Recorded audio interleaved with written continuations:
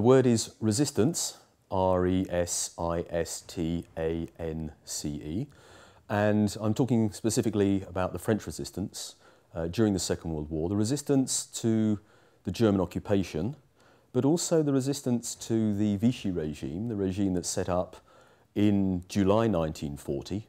The Germans invade France in May 1940. The French army is scattered very rapidly, defeated to all intents and purposes by June of 1940. The man who emerges as the leader of France in June of 1940 is an army man, Marshal Philippe Pétain, and Pétain immediately sues for an armistice and a political agreement is signed. The French actually don't surrender. The French army is not, what Pétain is doing by signing an armistice, which is a political arrangement, is to say that the army is not responsible for this defeat. It is the political weaknesses of the regime before. That's really important because when people talk about cheese-eating surrender monkeys, they're actually factually inaccurate because the French never surrendered and there was a French army permitted. Well, the resistance is a movement, or a series of movements, in fact, a multi-layered movement of people who eventually rally to, I suppose, the leading figure of the resistance. When we think about the French resistance, we think of Charles de Gaulle. But there are a whole bunch of different people who are resisting both the German occupier. The Germans occupy the north of France and the west coast as well, but also resisting the new regime that's set up under Pétain at Vichy. Why Vichy? Because it's a spa resort and it's got enough hotels to house all the various ministries. One of the reasons, I suppose, that de Gaulle emerges as the leader is not just through force of his own force of character, but also because he embodies both of those forms of resistance. He is resisting, as a soldier, the German invasion of French territory, but he's also resisting the installation of what is effectively a fascist dictatorship. Now, there's a big argument as to whether Pétain and his regime is fascist. And what often happens is that historians say, in order to be a fascist regime, you have to be this, that, and the other. And if you're not sort of defined by those things, then you're not fascist. Well, another bunch of historians come along and say, well, what's the difference? Really, fascism is an experience. Well, we're not going to argue the toss here because the word is not fascist, it's resistance, but there is this element of resistance too. You must understand that it's political as well as being military. How are they resisting? What are they actually doing? All kinds of things. I mean, it is acts of harrying the enemy, of blowing up as far as is possible transportation and communication lines, but also undermining through propaganda both the occupier and the Vichy regime. De Gaulle, of course, goes to London just before the armistice is signed. He's in London and he attempts to establish an alternative government, a provisional government, in London. And from the get-go, from the 18th of June 1940, which is this emblematic date for de Gaulle, it's kind of the foundation moment of the French resistance. It's not the very first act of resistance, but it's close enough. The French actually names town squares after the 18th of June 1940, so it's clearly an important moment in French history.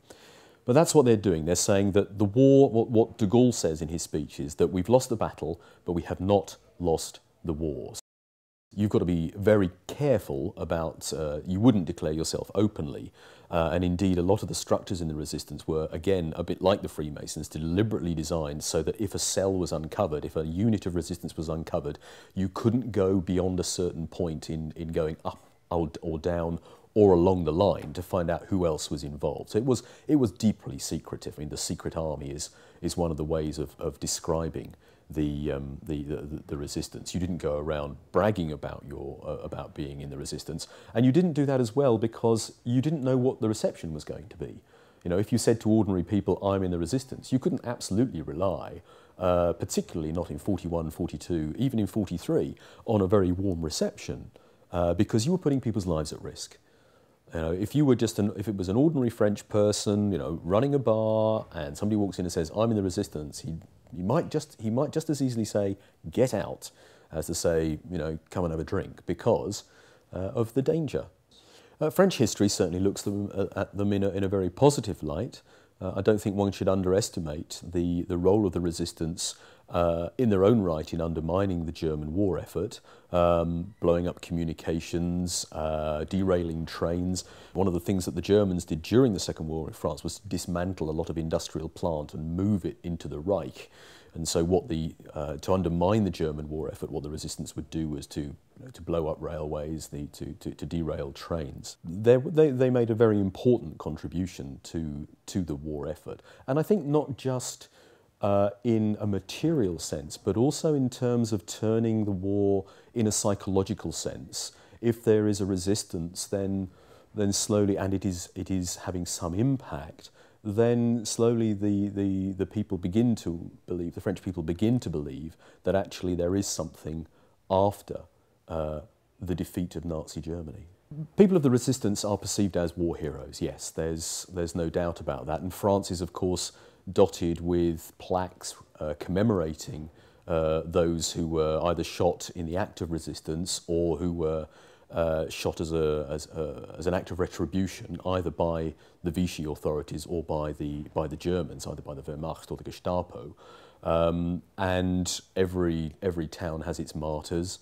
Every town has a road named after a local martyr or a national martyr. I mean, if you like, the great national martyr of the resistance is Jean Moulin, who was killed by the Gestapo in interrogation. But he's also important because he's the man who went back to France on de Gaulle's behalf and was extremely active and successful in welding the resistance together into a national resistance. And if we think of an image, or if the French certainly think of an image of the resistance, it's the picture of Moulin with his trilby and his scarf around his neck in a fairly sort of Aristide Bruant sort of way, this sort of scarf. I think it might be red, but the picture, of course, is in black and white. But that is the quintessential image of a resistance figure. I think it has a mythological consonance now. You know, that there are very few members of the resistance, whether it's the French resistance or the Polish resistance or the Belgian or Dutch or all these various forms of resistance. There are very few resistance left. So, you know, they have this kind of mythical status, legendary status. They become the last, they hold the, you know, they're the last receptacle of this sacred mission that was to resist Nazism.